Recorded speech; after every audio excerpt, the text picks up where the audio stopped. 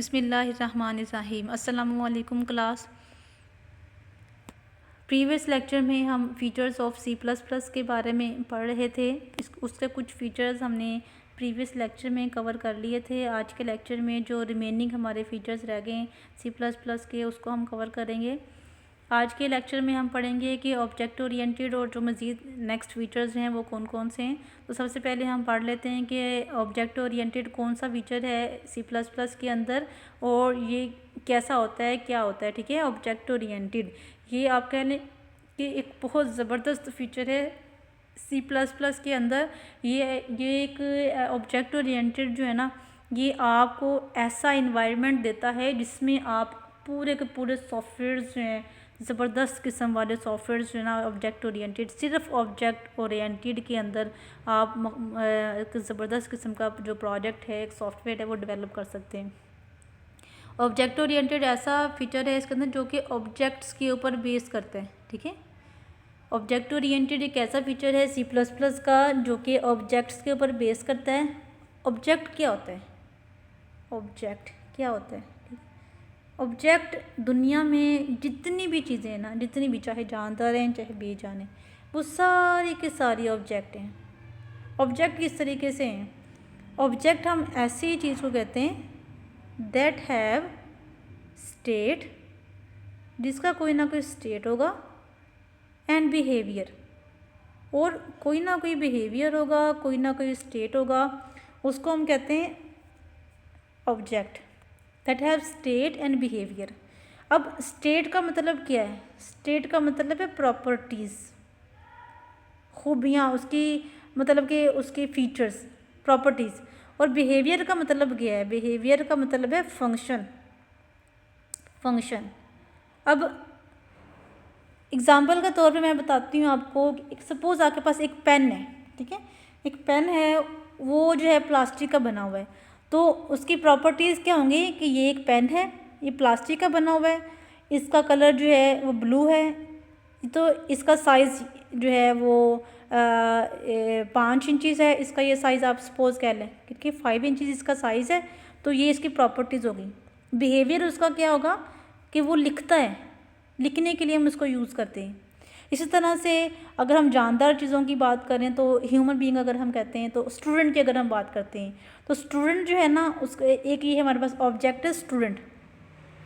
ठीक है, अगर एक ऑब्जेक्ट हमारे पास है स्टूडेंट, तो स्टूडेंट की प्रॉपर्टीज़ क्या होंगी? स्टूडेंट की प्रॉपर्टीज़ होंगी उसका नाम, उसका रोल नंबर, उसका रजिस्ट्रेशन नंबर, उसकी क्लास, ईमेल एड्रेस, उसका फ़ोन नंबर, उसका घर का एड्रेस। ये उसकी प्रॉपर्टीज़ होंगी स्टूडेंट की। और उसका फंक्शन क्या होगा कि वो एक तालिब इल्म है, वो इल्म हासिल करता है, तो वो ये उसका फंक्शन होगा। अगर हम कहते हैं कि टीचर जो है एक ऑब्जेक्ट है, अगर हम टीचर को एज आ ऑब्जेक्ट लेते हैं तो टीचर के प्रॉपर्टीज़ क्या होंगी? टीचर का स्टेट क्या होगा? उसका नेम, उसका डेजिग्नेशन, टीचर का ईमेल, टीचर के घर का एड्रेस, टीचर का फ़ोन नंबर, तो ये उसकी प्रॉपर्टीज़ होगी। अब टीचर का फंक्शन क्या है? दैट इज़ टीच, वो पढ़ाता है। ठीक है, टीचर क्या करता है? वो पढ़ाता है, तो ये उसका फंक्शन हो गया। तो जितनी भी चीज़ें ना दुनिया में, हर चीज़ का कोई ना कोई स्टेट होगा, कोई ना कोई उसकी बिहेवियर, कोई ना कोई फंक्शन उसका होगा। अल्लाह ताला ने जितनी भी चीज़ें दुनिया में बनाई ना, कोई भी चीज़ जो है ना वो बेमकसद नहीं बनाई हुई, हर चीज़ का कोई ना कोई मकसद है।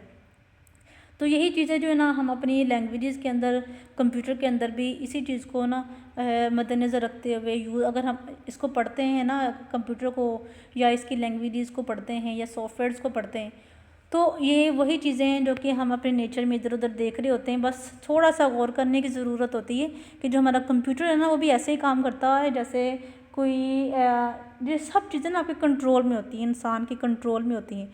बस अगर वो इंसान कहता है ना ये चीज़ मैं कर लूँगा, ये मेरे लिए मुश्किल नहीं है, आसान है, तो वो इंसानों के ग्रिप में आ जाती हैं वो सारी की सारी मशीनें। और अगर इंसान ये कहे ना ये मेरे लिए बहुत मुश्किल है, इसको मैं नहीं कर सकता, तो वो उसके लिए मुश्किल हो जाता है। तो ये जो लैंग्वेज है ना, हमने इस तरह से पढ़नी है, इस तरह से इसके ऊपर ग्रिप लेनी है कि आपने इसको समझना है कि ये हमारे लिए बहुत ज़्यादा आसान है और इसको हम आसानी से ग्रिप कर सकते हैं, इसके ऊपर हम कंट्रोल कर सकते हैं। तो ये जो फीचर्स है ना, ये आपने याद करने, इसके जो कंसेप्ट होंगे वो आपने अच्छी तरह से याद करने और इसकी प्रैक्टिकल आपके लिए आसान हो जाएगा। तो जो C++ है ना, ये ऑब्जेक्ट ओरिएंटेड लैंग्वेज है। ऑब्जेक्ट का मतलब मैंने आपको बता दिया। In object oriented technique the programs are written in the basis of objects. जो प्रोग्राम्स हम C++ में लिखते हैं ना, वो बेस करते हैं ऑब्जेक्ट्स के ऊपर। जो ऑब्जेक्ट ओरिएंटेड लैंग्वेज में हम कोड लिखेंगे ना C++ में, वो ऑब्जेक्ट्स के ऊपर बेस करते हैं। An object is a collection of data and function. Object का मतलब क्या है, इसके अंदर स्टेट होता है, इसका फंक्शन होता है। डाटा का मतलब है स्टेट, उसकी प्रॉपर्टीज़। फंक्शन का मतलब है बिहेवियर। तो ऑब्जेक्ट का मतलब है collection of data and functions. Object में रिप्रेजेंट अ पर्सन। ऑब्जेक्ट जो है वो कोई भी चीज़ हो सकती है। जैसे ऑब्जेक्ट जो है वो पर्सन हो सकता है, कोई चीज़ हो सकती है, कोई जगह हो सकती है, पूरी दुनिया में कोई भी चीज़ हो सकती है। पर्सन, प्लेस और थिंग, कुछ भी हो सकता है। इन ऊप जो है ना, इसको ये शॉर्ट वर्ड है ऑब्जेक्ट ओरिएंटेड प्रोग्रामिंग का। ऊप शॉर्ट वर्ड है object oriented programming. Data all possible functions on data are group together. जो कि डाटा और इसके जो फंक्शंस होते हैं ना, उसको हम एक जगह पे इकट्ठा कर लेते हैं ऊप के अंदर। Object oriented programs easier to learn and modify. Object oriented में जो प्रोग्राम्स होते हैं ना, उसको बहुत आसान होता है उसको याद करना और उसको मॉडिफाई करना, उसके अंदर कोई चेंजिंग इम्प्लीमेंट करवाना बहुत ज़्यादा आसान हो जाता है। C++ जो है एक मॉड्यूलर प्रोग्रामिंग है। जैसा कि हमने प्रीवियसली पढ़ा था कि ये में स्ट्रक्चर्ड प्रोग्रामिंग है। तो स्ट्रक्चर का मतलब होता है उसके छोटे छोटे मॉड्यूल्स बना लेना। C++ language provides the facility of modular programming. ये हमें मॉड्यूलर प्रोग्रामिंग की फैसिलिटी प्रोवाइड करता है। It means that a program can be divided into small modules. इसका मतलब है कि जो प्रोग्राम होता है ना, एक लार्ज प्रोग्राम लिखने की बजाय उसको छोटे छोटे पॉइंट्स में हम कन्वर्ट कर लेते हैं। अब जैसा कि यहाँ पे हम स्लाइड्स में भी पढ़ रहे हैं ना, तो एक पॉइंट जो हमारे पास मेन पॉइंट है ना, उसके मैंने छोटे छोटे पॉइंट्स बना लिए हुए। अगर मैंने छोटे छोटे पॉइंट्स बना लिए ना, तो आपके लिए याद करना आसान है। अब यही चीज़ें आप बुक में एक बड़े बड़े पैराग्राफ्स में पढ़ते हैं ना, तो आप बोर होना शुरू हो जाएंगे। ये मैंने छोटे छोटे पॉइंट्स में चीज़ें बना ली हैं, तो आप लोगों के लिए ये चीज़ें में भी अल्लाह करे आसान हो जाए याद करना। तो जो मॉड्यूलर प्रोग्रामिंग होती है ना, इसको छोटे छोटे पार्ट्स में हम कन्वर्ट कर देते हैं, जो कि इसको इन फीचर्स को समझने में हमारे लिए आसानियाँ प्रोवाइड करते हैं और एक नीटनेस प्रोवाइड करते हैं। These modules can be developed. In modules को हम डेवलप कर सकते हैं एंड कंपाइल्ड। इसको हम कंपाइल कर सकते हैं इंडिपेंडेंटली। ठीक है, इंडिपेंडेंटली हम इसको डेवलप कर सकते हैं और कंपाइल कर सकते हैं। इंडिपेंडेंटली का मतलब है किसी भी मशीन पे आप इसको डेवलप कर सकते हैं। And compiled independently and then link together. और इसको कंपाइल भी आप इंडिपेंडेंटली किसी भी मशीन पे कर सकते हैं और इनको आपस में लिंक भी कर सकते हैं बहुत आसानी से।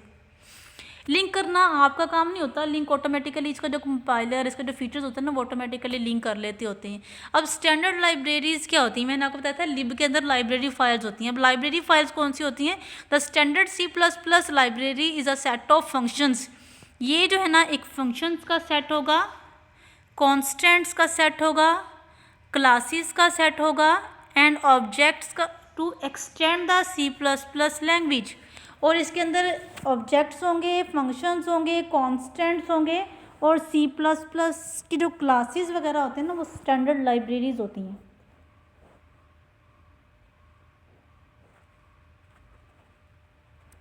तो ये आपने याद रखना है कि लाइब्रेरीज क्या होती हैं।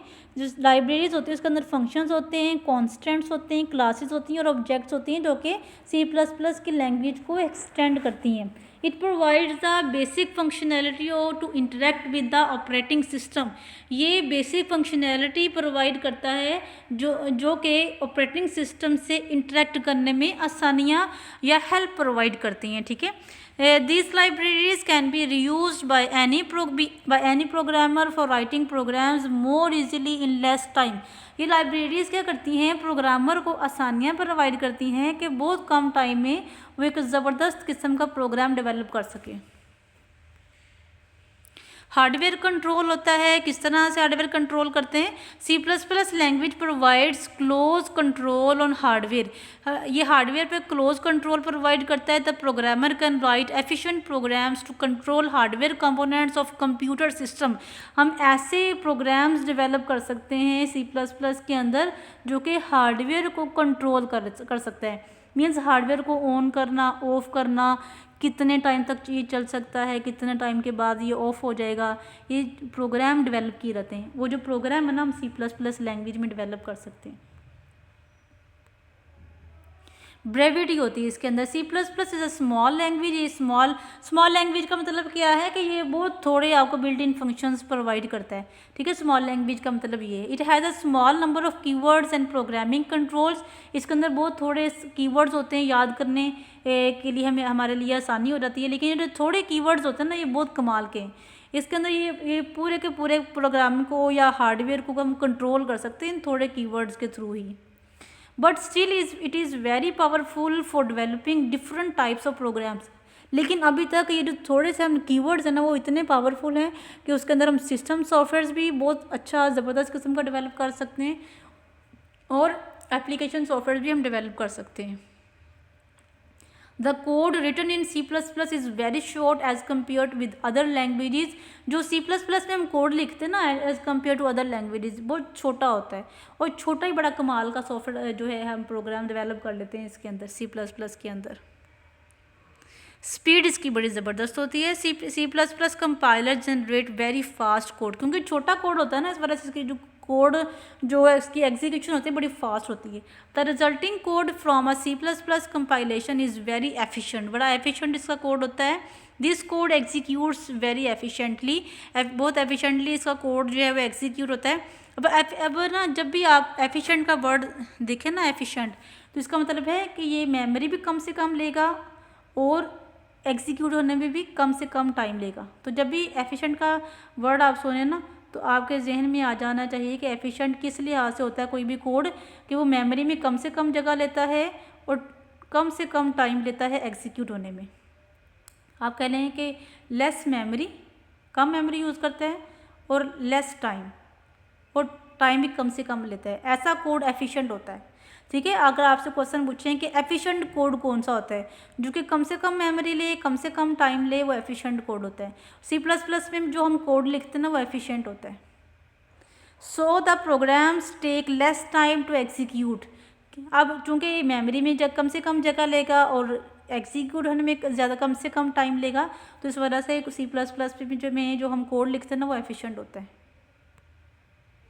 पॉपुलर लैंग्वेज है। C++ is a very widely use programming language है। ये बहुत ह्यूज लेवल पे इसको इस्तेमाल किया जाता है। There are many tools available for C++ programming and a broad of programmers contributing to C++ community. तो ये एक पॉपुलर लैंग्वेज है। सी कंपैटिबिलिटी क्या है, जो बच्चे ICS करके आए हुए ना, उनको तो सी के बारे में आइडिया होगा। जो बच्चे ICS नहीं करके आए, इंजीनियरिंग पढ़ के आए हुए ना, तो मे भी उनको सी के बारे में कुछ ना पता हो। तो सी के बारे में हम देख लेते हैं। सी हमारे पास ना सी भी हमारे पास एक लैंग्वेज है जो कि बेसिक है C++ का। अब देखें आप यहाँ पर ना सी, अगर मैं यहाँ पर प्लस प्लस का वर्ड लगा देती हूँ ना, तो इसका मतलब है कि सी जो है ना, ये हमारे पास एक बेसिक लैंग्वेज है। ये सी जो हमारे पास एक बेसिक लैंग्वेज है, ये हमें बहुत कम फीचर्स प्रोवाइड करता है एज़ कम्पेयर टू C++। अगर मैं इसके अंदर ज़्यादा फीचर्स इसके अंदर और डाल दूँ, और इसके अंदर मीन्स अगर मैं इसके अंदर ऑब्जेक्ट ओरिएंटेड के जितने भी फंक्शनैलिटी है ना, वो इसके अंदर सी के अंदर अगर ऐड कर दूँ ना, तो ये बन जाता है C++, ठीक है। अगर सी के अंदर मैं ऑब्जेक्ट ओरिएंटेड का फीचर्स इसके अंदर डाल दूँ सी के अंदर, तो ये C++ बन जाता है, ठीक है। इस इन्हांस्ड वर्जन, बहुत ज़्यादा फीचर्स, सी की बजाय बहुत ज़्यादा इसके अंदर फीचर्स आ जाते हैं। C++ is backward compatible with C language. ये सी जो है वो बेसिक है और C++ इन्हांस्ड लैंग्वेज है। Any code written in C can easily be include in C++ program. कोई भी कोड जो कि हमने सी में लिखा होता है ना, उसको C++ में एग्जीक्यूट करवा सकते हैं, लेकिन C++ का जो कोड होगा ना, वो सी में हम एग्जीक्यूट नहीं करवा सकते, क्योंकि सी का जो कंपाइलर है ना, उसको नहीं जानता, ठीक है, उसको वो नहीं जानता। Without hardly making any change, कोई भी चेंज किए बगैर या थोड़ी बहुत चेंजिंग भी करनी पड़ेगी, लेकिन सी के जो फीचर्स हैं ना, वो C++ में मौजूद हैं। तो ये था हमारा आज का लेक्चर, जिसमें हमने फंक्शंस के बारे में पढ़ा कि C++ के कौन कौन से फीचर्स हैं। इसमें हमने कन्वीनियंट लैंग्वेज के बारे में पढ़ा था। कन्वीनियंट लैंग्वेज है कि ये as compare to low level language C++ हमारे लिए बहुत ज़्यादा आसानियाँ प्रोवाइड करता है। इसको डिबगिंग करना आसान है, इसके अंदर एरर्स को फाइंड करना, इसको रिमूव करना आसान है, इसके कीवर्ड्स को याद करना हमारे लिए आसान है। ये कम से कम मेमोरी लेता है, कम से कम टाइम लेता है एग्जीक्यूट होने में। इस वजह से C++ का जो कोड होता है वो कन्वीनियंट होता है। होता है। इसके बाद हमने देखा था कि ये वेल स्ट्रक्चर्ड लैंग्वेज है। जैसे मैंने आपको एक बॉक्स की एग्जांपल दी थी ना, एक बॉक्स है उसको आप स्ट्रक्चर कर लेते हैं तो इसको इसके अंदर चीज़ों को मैनेज करना आसान हो जाता है। लेकिन यही एक अगर बॉक्स है उसको आपने स्ट्रक्चर्ड नहीं बनाया हुआ, उसके अंदर चीज़ें आपने वैसे डाल दी हुई हैं तो इसके अंदर चीज़ों को ढूंढना मुश्किल हो जाएगा। तो ये C++ जो है एक स्ट्रक्चर्ड लैंग्वेज है, केस सेंसिटिव लैंग्वेज है। केस सेंसिटिव का मतलब मैंने बताया था आपको कि ये अपर केस और लोअर केस में फ़र्क करता है, ठीक है। तो मशीन इंडिपेंडेंट है। मशीन इंडिपेंडेंट का मतलब है एक मशीन पे जो आपने मोटरोला, अगर सपोज इंटेल प्रोसेसर पे अगर आपने कोड बनाया है ना, उसी कोड को आप मोटरोला प्रोसेसर पे भी चला सकते हैं। तो इसके बाद ऑब्जेक्ट ओरिएंटेड है कि ये बहुत ज़बरदस्त फीचर है C++ का। सी जो है ना, हमने सी पढ़ा था ना, सी जो प्लस प्लस हुई है ना, C++ इसी की वजह से हुई है, ऑब्जेक्ट ओरिएंटेड की वजह से ही सी को हमने प्लस प्लस किया है।